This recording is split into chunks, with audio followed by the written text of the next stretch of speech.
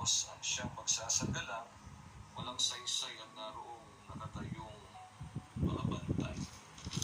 Tunay po na napakahalaga na sa buhay po natin, batid ho natin at kilala ho natin kung sino ho ang ating Diyos. And ang Panginoon Habang kumakain po ng kamote, nakikinig po sa mga salita ni Pastor kay Tekram. Sa talata, hindi naman ho literal na ang Diyos talaga ang nagtayo o gumawa.